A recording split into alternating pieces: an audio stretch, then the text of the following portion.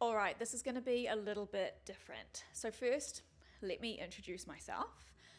My name is Sophie Beddoes. I am a qualified personal trainer and pregnancy and postpartum coach in New Zealand, and I own a gym with my husband, Damien, and we have a focus on strength training, getting people really strong, and performance goals.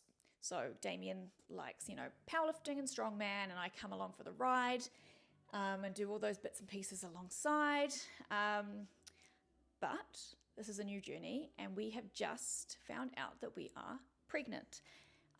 It's been a bit of a journey to get here, 1.5 years, and I will go into this at some point because I think even the decision of getting pregnant was a hard one for me, and it might be relevant to you if you're also like on the fence.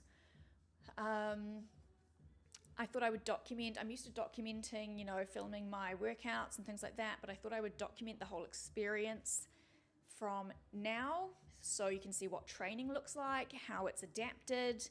And yeah, so this is week 4. Weirdly, I only just learning straight away, that they take the timing from the first day of your last period, which you definitely are not pregnant then. So weird, the math doesn't math for me, but I've literally just found out this week, and this is week 4. So we are currently in week 4. I just finished my workouts as per usual. I did some farmer's carries, some squats to pins, kettlebell swings. We did core work. I'm not someone who is putting giant expectations on myself that I'm going to be amazingly training through pregnancy, and I think I'm just going to roll with the punches and try and be good with it, try and move my body throughout as much as I can, and keep a positive mindset with it all. So how I feel right now physically, leading up to that first pregnancy test, I had a raging headache for 3 days. That was weird. And now I just feel like my mouth wants to fill up with saliva. So like when you feel a bit nauseous, you get this salivary mouth. Yuck, that was probably really nice on microphone there. So hints of nausea, but it hasn't kicked in. But if this is anything like to go by and look into the future, I'm a little worried. But I think right now we'll take it as it comes, and I feel good. So yeah, my workouts will continue as per normal. But like I said, I will document that along with all the changes we have to make along the way. So thanks for joining me on this journey. It's really weird saying that I'm pregnant. I can't even say it loudly, out loud. And it's a secret. And it's weird having a secret. Something so big, I feel like everyone should know. But I also don't want to tell people yet. Really, it's because it is now, we're going into October, and that lines up with a great Christmas reveal, and I am a Christmas girly through and through, and if I can do a Christmas reveal, I'm going to be stoked. But I don't know if I can get to Christmas and be able to hide it. We'll see. For now, we're hiding it, and yeah, planning. You're the only one who knows. You and actually 2 other people, but that's all for now. So welcome. Thanks for joining me on my journey.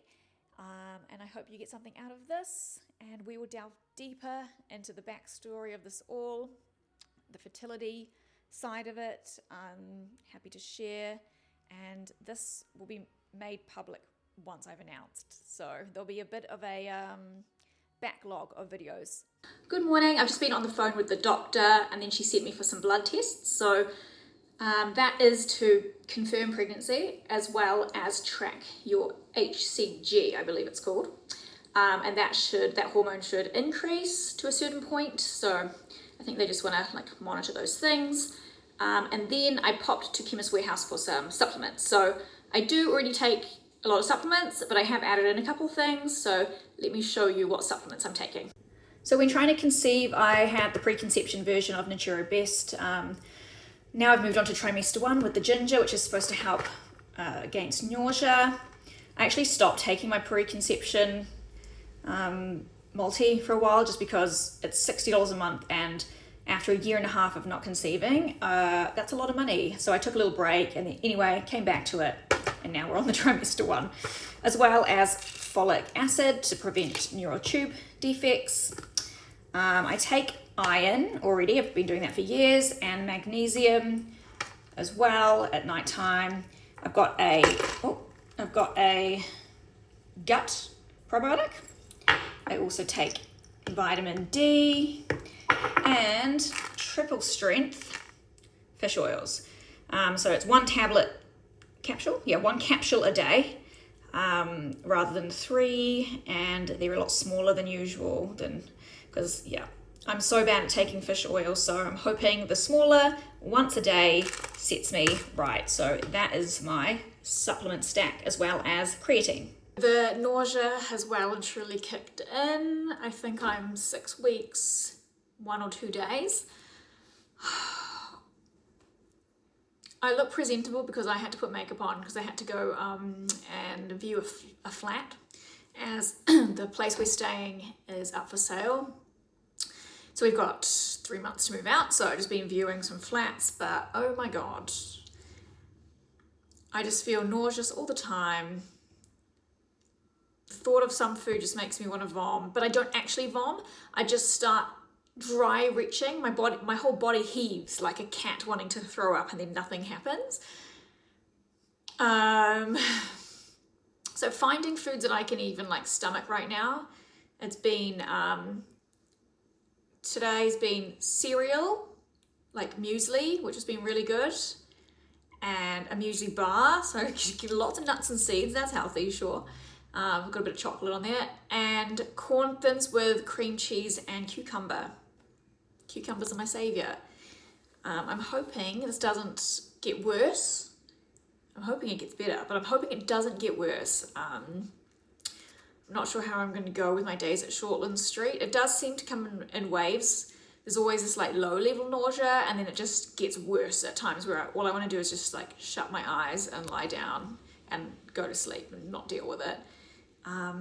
So yeah, I don't know how mums do it when you've already got one child and you're going through nausea or morning sickness like that. I'm so glad I don't have another human that I have to deal with, because that would stress me right out. So hats off to mums who are going through this on baby number 2. So I'm working from home today. Well, it's my day off today. I'm still doing a little bit of work, but mostly I'm just chilling, trying to relax in the chill times that I do have, because my days that I am working are pretty hectic. So yeah, good luck to me. And I've got my scan in, I think it's next week around this time, so a week from now, my first scan. So at 7 weeks and 1 or 2 days. So we'll see how that goes. So I thought I'd chat a little bit about our journey in conceiving. So we decided, you can probably hear my rabbit chewing cardboard, just ignore that. We decided, trying to figure out how long ago this was, when we were in Fiji on a holiday, that we would not try, but stop preventing pregnancy from happening, basically. Stop using any kind of contraception. And so yeah, we were quite nervous about that. We weren't all in, we were kind of 1 foot in, 1 foot out at that stage. But we decided we'd start trying. So I think we tried for around 6 months. And because of my age, so 37 now, I would have been a bit younger then, but because of my age, we decided we should, and talking to other people about their journeys, we should contact the fertility clinic and just get all the checks done, make sure there's nothing wrong, because after 6 months of trying at my age, we're okay, better tick those boxes. So went to the Fertility Associates. which is obviously a specialist, so it gets kind of expensive. And they sent me for like an internal ultrasound to check my ovaries and uterus and all that kind of thing. And first of all, that came back saying I had a polyp on my uterus that, and in their eyes, that could prevent a pregnancy from taking. So they would want me to get rid of that polyp before going any further with any kind of fertility intervention, that kind of thing.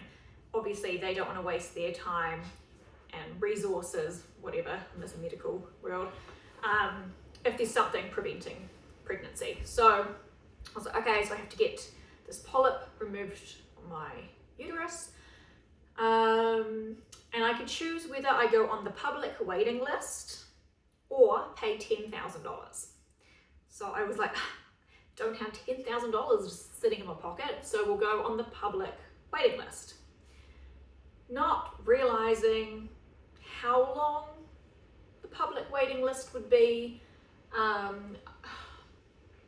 New Zealand's in a bit of a crazy economy, government, healthcare situation at the moment. There's not enough medical professionals, and the wait lists are long. So basically it was 9 months. By the time I got the surgery, it was 9 months later. And I'd had another scan before it, just to double check, because apparently sometimes they can disappear, that it was still there before being put under, because you get knocked out, right? When you're under general anesthetic. Yeah, polyp's still there. Okay, scheduled for a removal.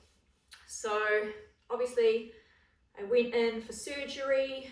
My mum took me in, and when I came out of surgery, they were like, no polyp there, just like a little bit of a thicker area, thicker skin in the lining.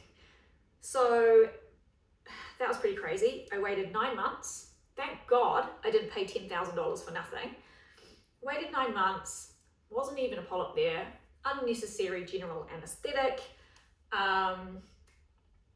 She did tell me that if I were to get pregnant, it would be a little bit of a higher risk, just because I've had surgery before on my, like a cone biopsy surgery, and they've taken a bit of the cervix away. So basically you sometimes are at risk of miscarriages or giving birth early, and they have to do like a little stitch in your cervix, I think, to make sure, just to give support and to make sure that you don't birth early. Weird. Anyway, she's telling me this while I'm coming out of the anesthetic, like groggy as, eating a little sandwich, being like, yeah, I didn't even find anything, but yeah, high risk, just so you know, for the future. I'm like, what is happening right now? So that happened. And so once that happened, I had to go back to the fertility associates and be like, cool, so what's the next step? Because we were waiting on that. And it came back as nothing. So the next step, mind you, at this point, over that 9 months, still trying, and like trying properly now. So like taking the ovulation sticks, peeing on them all the time, trying to time sex with ovulation, and it was a bit crazy.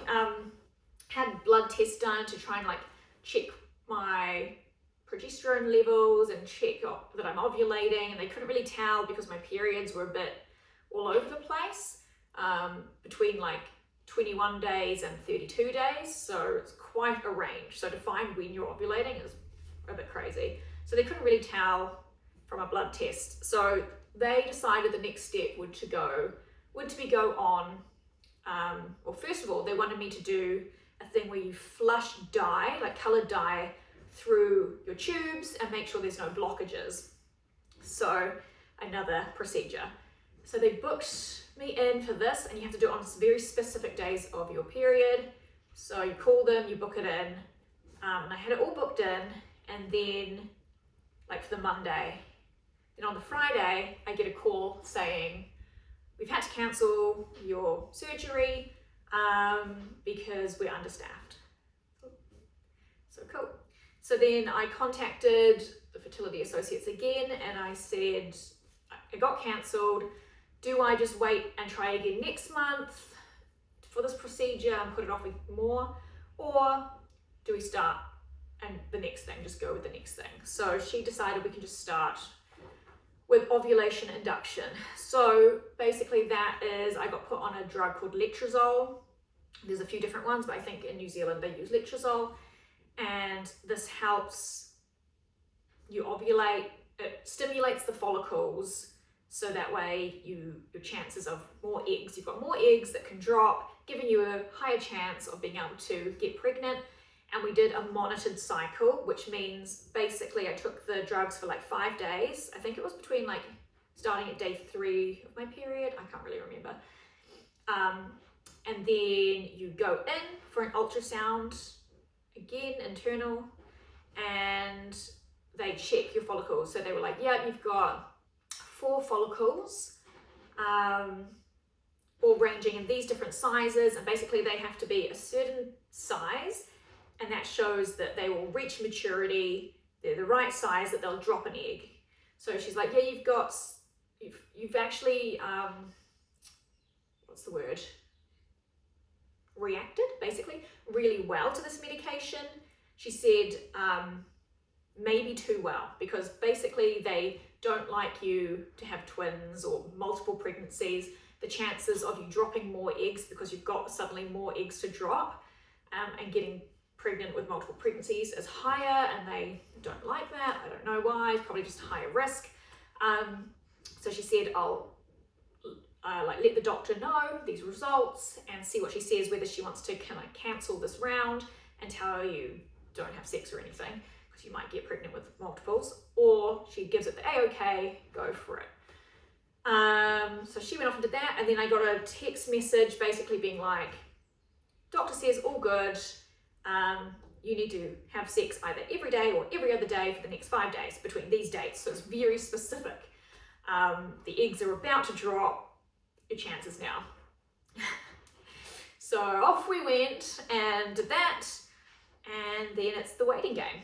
And you just have to basically take a test, so a pregnancy test. So leading up to when my period was due, I took 2 tests and they were negative. One kind of close to when I would have my period, maybe like 3 or 4 days prior, still negative. And then I took one more test and it was positive. And it's a funny story about that, and I think I should get Damien involved when I tell the story of how we found out we were pregnant with the positive and our reactions, because it wasn't your classic like Instagram, like, oh, flip it over and be like, oh my God.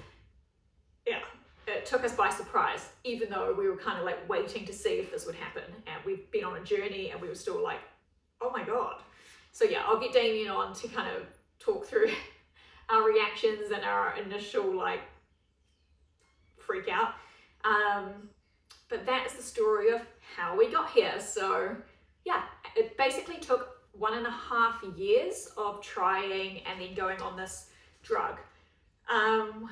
I guess also pretty lucky that letrozole, it worked the first round. I know on average, I think it takes about 3 rounds for most people. And it doesn't always work for some people either. So we were lucky that the first round, it worked. And here we are. Okay, so I brought Damien on to chat, and I was going to ask him about when we first found out and what he remembers about that. So yeah, tell me, what do you remember?